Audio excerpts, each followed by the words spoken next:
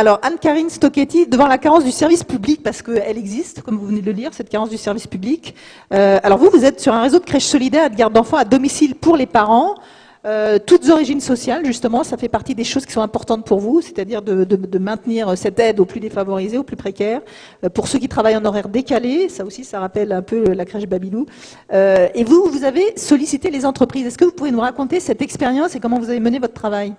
Alors en fait, moi, je me suis dit un jour, bon, je vais pas attendre que le service public me réponde, je vais commencer à prendre le taureau par les cornes. Bravo. Et donc, en disant, en fait, on a besoin de quoi ?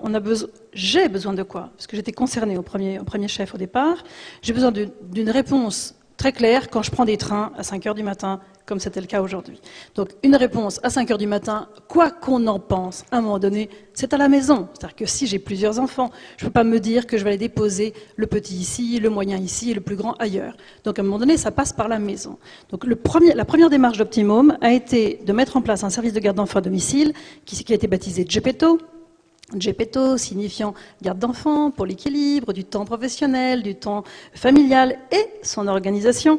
Et c'est pas sans malice que nous avions donné ce nom-là, puisqu'évidemment, Gepetto, c'est le papa de Pinocchio, d'accord ? Donc la boucle était bouclée.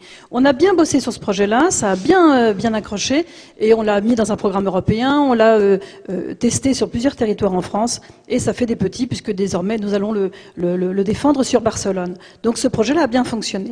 L'étape suivante a été de dire, ok, qu'est-ce qu'on fait après 8 heures du matin ? Puisque Gepetto intervenait très tôt le matin, très tard le soir, week-end et jours fériés, au domicile de familles qui travaillaient en horaire décalé. Alors d'abord, la première chose, ça veut dire quoi décalé ? Décalé, c'est décalé par rapport à quoi ? En fait, on est très très vite décalé en France. En fait, on est décalé quand on sort du fameux 8h, 18h. Or, aujourd'hui, quand on travaille, mais des gens décalés, on en rencontre partout, quoi.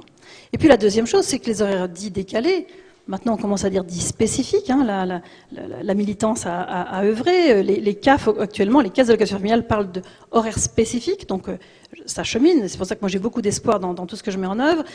Finalement, concerne énormément de familles, mais énormément de familles qui sont en situation de grande précarité.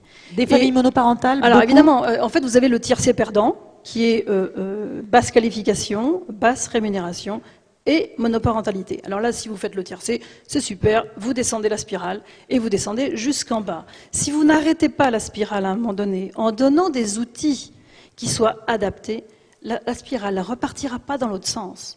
Donc nous, on s'est posé avec et des élus et des entreprises en disant « Et alors, on aurait dit qu'on aurait fait comment ?» Et aujourd'hui, on est en train de créer la 7e crèche solidaire qui articule à la fois des crèches et à la fois Gepetto.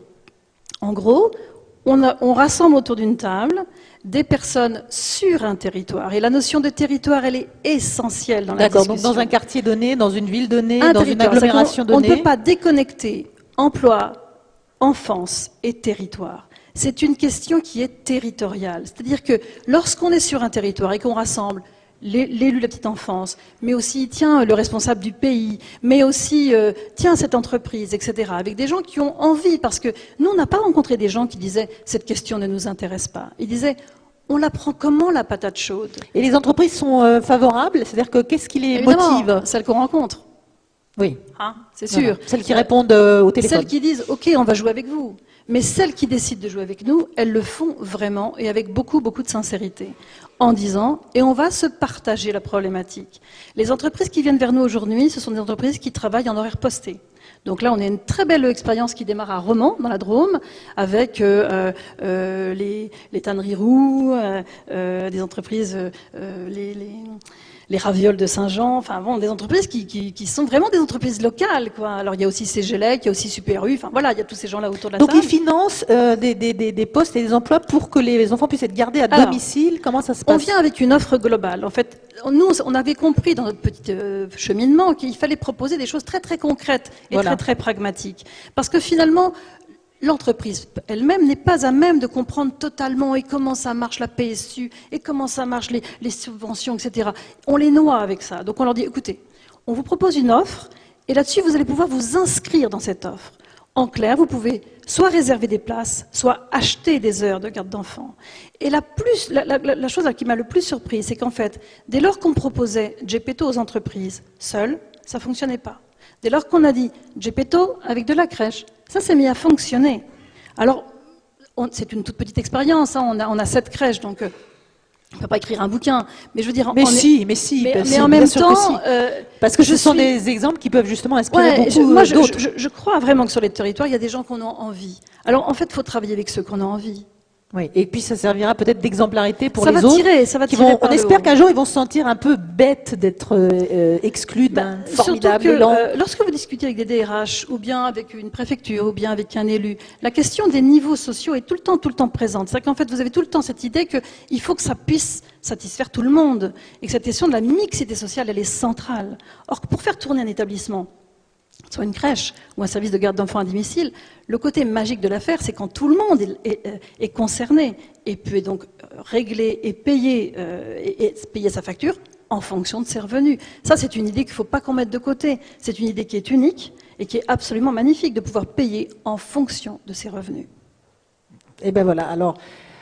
Ça, c'est une idée des initiatives, des petites initiatives, mais moi je vous trouve, non, vous devez, voilà, vous voyez, vous devez affirmer avec forte présence et conviction que votre initiative est une initiative qui peut en inspirer beaucoup. C'est un peu l'objet de cette journée.